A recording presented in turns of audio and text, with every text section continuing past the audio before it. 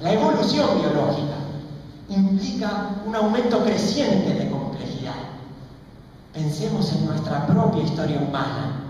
Hoy estuve allí con Elba en el Centro Cultural y veíamos toda esa historia de nuestro pasado precolombino, exterminado y aniquilado. Pensemos en la historia de la hominización, cómo surgimos y nos separamos del mundo animal sin dejar de ser animales. Cómo en una determinada historia de esta aventura de 6 millones de años, de los Australopithecus, de los homínidos, llegamos a nosotros, al Homo sapiens, cuyos rasgos biológicos fundamentales han surgido hace 100.000 años. Las características neurobiológicas de nuestro cerebro son iguales a las del Homo sapiens de hace 100.000 años. Y sin embargo, qué diferente han sido la evolución cultural. De manera que, para volver al terreno de la evolución biológica, el problema del tiempo en biología implica la autoorganización cada vez más compleja de estructuras vivientes. En segundo lugar, dos problemas. El problema de la incertidumbre y de la contradicción, que emergen desde el corazón mismo de la ciencia.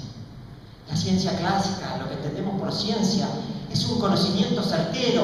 Queremos fundamentos de la verdad. Hacemos pruebas empíricas para validar nuestro conocimiento, para tratar de asentarlo en una roca legítima que nos garantice una certeza.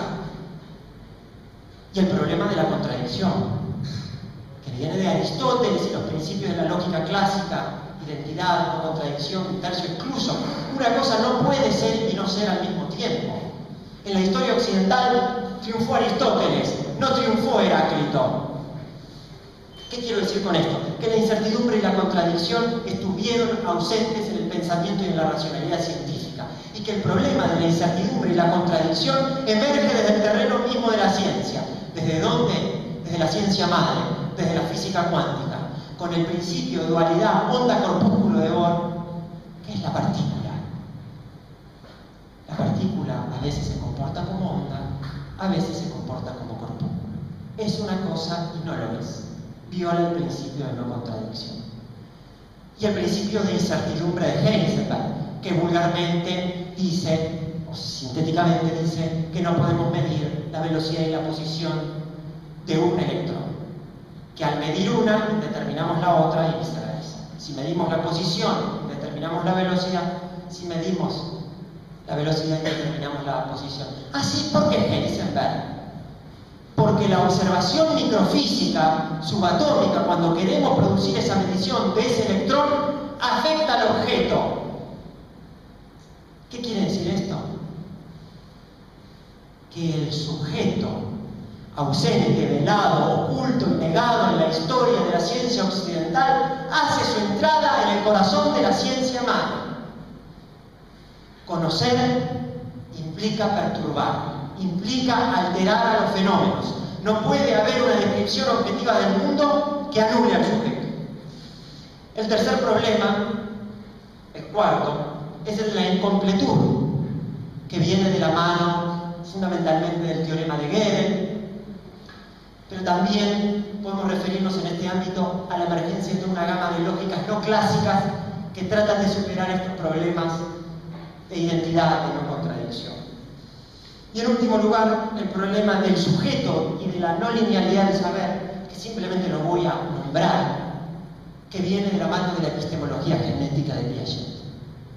Porque con la epistemología genética de Piaget se comienza a concebir una teoría epistemológica donde la acción, el sujeto y la temporalidad, la historicidad del conocimiento son fundamentales para entender tanto el desarrollo cognitivo individual como la ciencia. De manera que estas son las vías implícitas por las que surge la complejidad. Pero hay que llegar entonces a este tercer momento de la historia de la ciencia. Y acá viene lo crucial. El tercer momento de la historia de la ciencia es cuando la complejidad emerge de manera explícita. Es decir, se crea el concepto científico de complejidad desde el terreno de la ciencia. Y esto acontece a mediados del siglo XX, entre fines de la década del 40 y fines de la década del 50. Esto es lo que podemos llamar la revolución científica y tecnocientífica de la complejidad, donde habría mucho para desgranar, pero para ilustrarlo pensemos en las teorías de la información, de la cibernética, de la autoorganización, de la termodinámica del no equilibrio de Prigozhin, de las catástrofes, del caos, de los fractales. Y estas teorías, formuladas en diferentes campos disciplinarios, crean todo un nuevo vocabulario científico de la complejidad. La autoorganización, la emergencia, la no linealidad, etc. Ahora sí, que están caracterizados estos momentos, quisiera enunciar los rasgos de esta forma de entender la complejidad de la ciencia y sus limitaciones éticas y políticas. Porque acá está el problema, y acá está nuestro desafío colectivo. El problema de la complejidad en el terreno científico de todas estas ciencias y disciplinas aparece como el estudio científico de sistemas complejos.